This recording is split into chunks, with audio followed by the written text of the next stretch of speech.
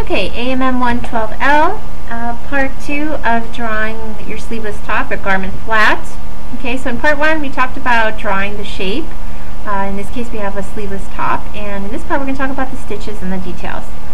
Before I do that though, first things first, lock your layers, create a new layer and call it details, and that's what I did. And before I work on my details, I'm going to lock that layer, go back to my shape. And what you can do is once you're done with your overall shape, everything's joined, I'm going to go ahead and press Alt, select it with my black arrow, press Alt and drag it down, and I'm making a copy. What happens is this is going to be my back view. So when you need front and back view, once you have your shape, make a copy of it and drag it to the side, or I just bring it back down so I can have the mirror line, and that'll be my back view.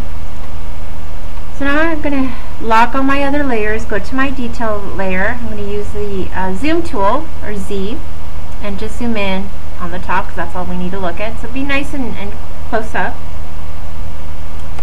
And basically we're going to do the details, and we only need to do for half and then reflect it on over. So the first thing I want to do is my pen tool. I want to make sure I have no fill, just black stroke, which is what I have. So in this case, we're going to go to the high point shoulder, the HPS, which is this point right here. I'm going to click. And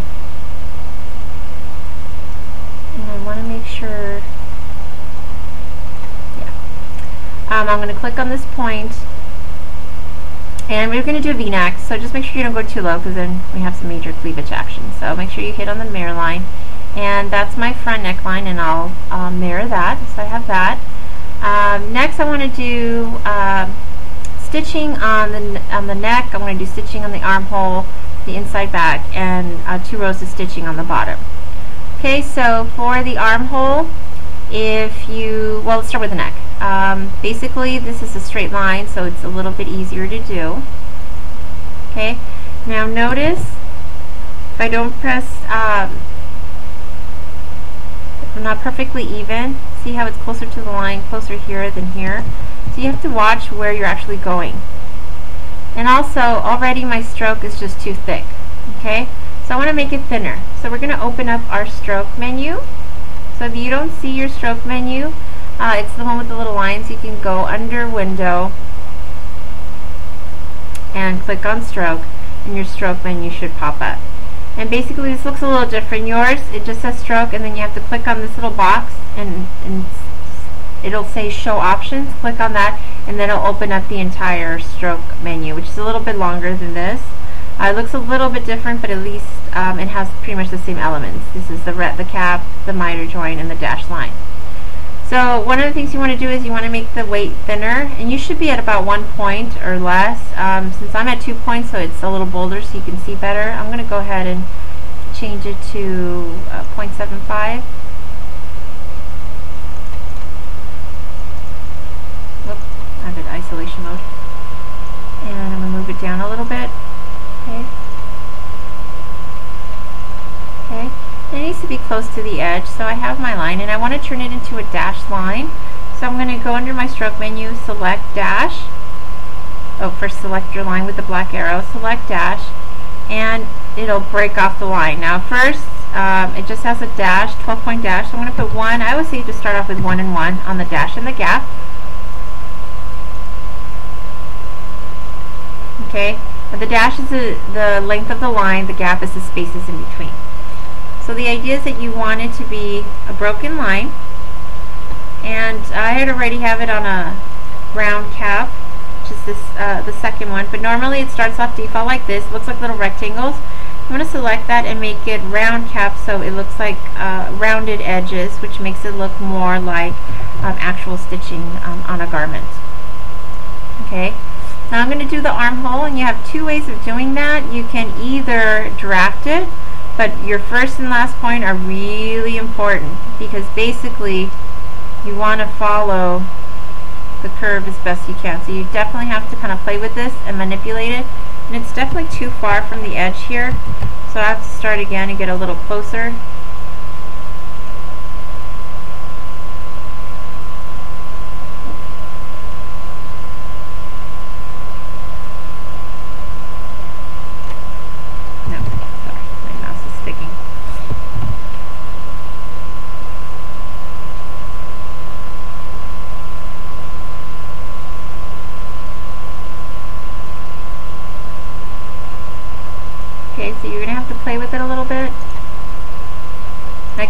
at this point is good, but this is too close to the top, so I can go in with my white arrow and bring it down a little bit, and then readjust the handle. Just, oh, my hand slipped, sorry.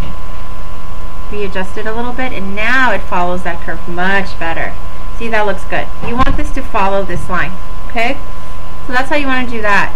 Another way that you can do this is you can actually lock your detail layer, go to your overall shape, unlock that, get the white arrow, and literally just select the segment, the armhole segment right here, and edit copy. Then lock your layer, go to detail, unlock that, and edit paste in front, and pasted the line. Use the arrow key to nudge that line over, and then you can manipulate it. You'd have to extend it, but it copies this curve exactly as well.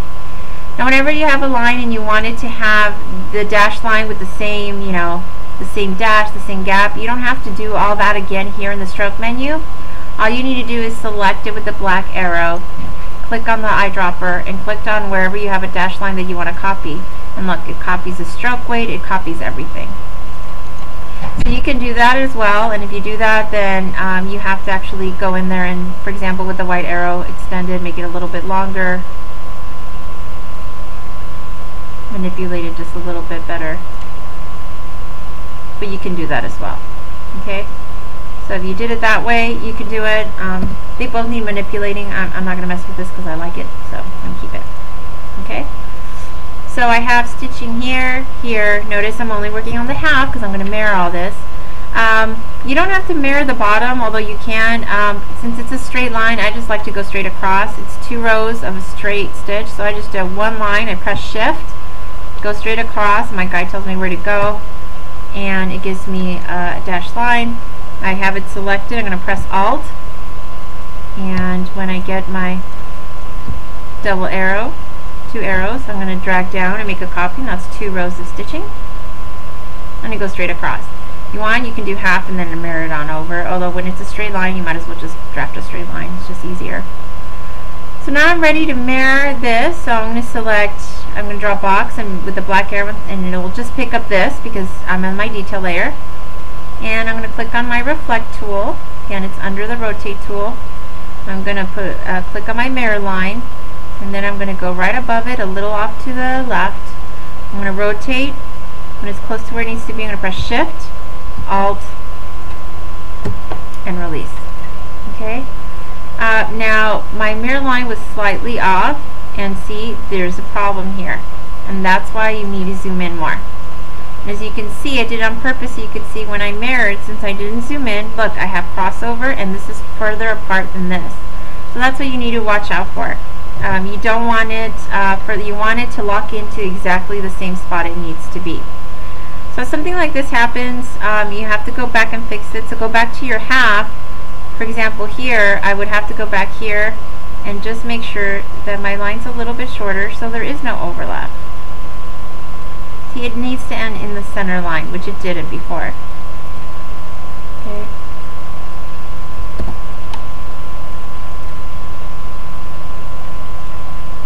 You go in there. There it is. And this should be, there you go. Butt cap. Put it around. Okay. And basically when you mirror that,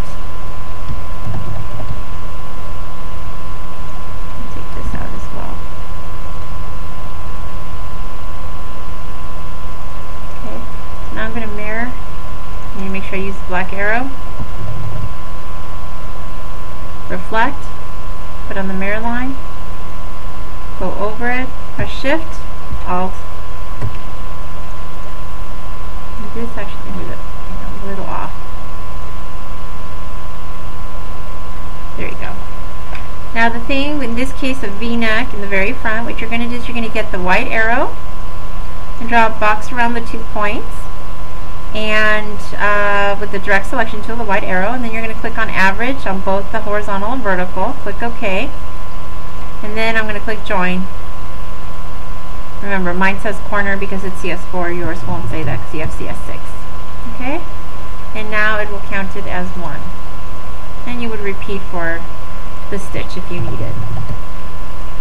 Okay? But basically in here, I'll hide the croquis. That's a sleeveless top with the stitchings that it needs on the front. And you can do the stitching on the back. For the inside back, you have 2 options. You can draft it.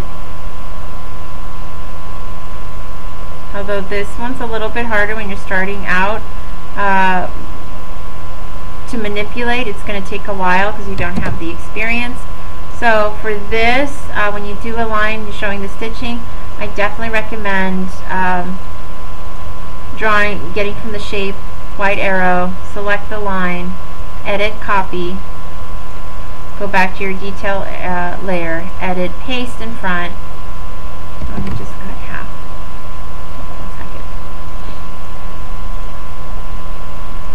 Select my neckline, edit, copy, lock, go back to my detail layer, edit, paste in front. There you go. And use my arrow keys. It's going to go down.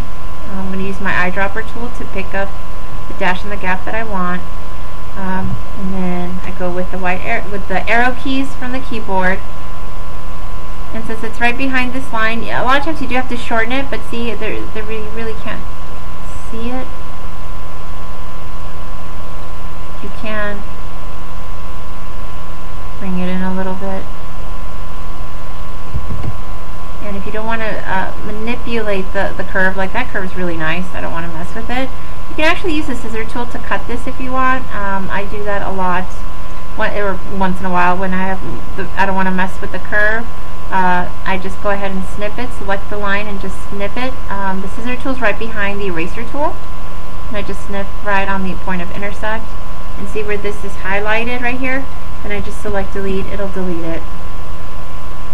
Okay, so now I don't have those pesky extra lines. So I'm going to click on here again, scissors, and I'm going to snip right here. And that means this little part that's sticking out, delete. But you really can't see it because of that neckline. So we have the stitching for the front and for the back. Very simple. You're going to basically copy the stitching except for the V-neck, because there's no V-neck in the back. I'm going to select Shift, and I'm just going to hold down my Shift key and I'm going to click the stitching that I want, okay, which is these. And basically I'm just going to press Alt and make a copy. Okay, and I'm going to make a copy. So now I have those stitching, that's the back view, and then all I need then would be this, so the back neck. So I'd go to my shape, white arrow, select the neckline, edit, copy, lock the shape layer, go back to details, edit, paste in front, down with the arrow key. I'm going to zoom in here. And one is so I can get the look going. I'm going to use the eyedropper tool. Okay, and then next, up with the arrow key, and then I'm just going to unselect it, and I'm going to use the white arrow to fix it, because it's a little bit further down in the collar, so it needs to be changed a little bit. Okay, just probably needs to be brought up just a little bit.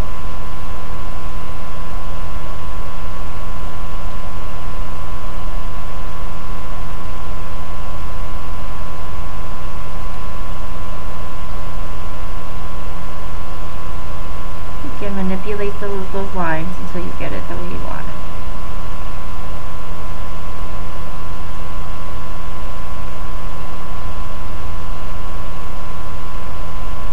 Okay. And once you're more or less happy,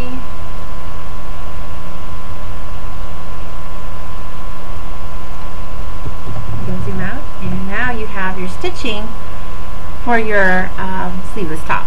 And now if you want to add color, you go to your shape layer. So anytime you want to add color to your garment, you go to your shape layer. So unlock your shape, and this is the area, since you have your silhouette, this is where I can click on the fill and add any color I want. And now my shirt has different colors. This is where if you want to add If you want to add a built-in print, you can. This is where you can add gradients. This is whatever you want to do. But now you can add color, and the entire garment will have color.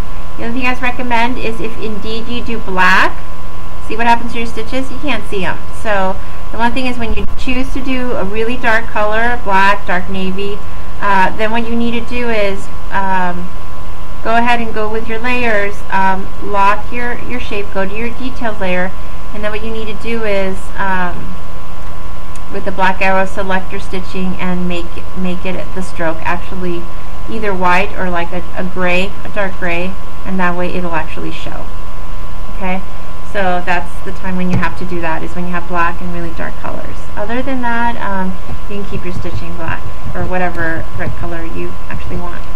So as you can see, you can add all the colors that you want, and that is how you do add details to your sleeveless top or for any garment that has some basic stitching. Okay, thanks.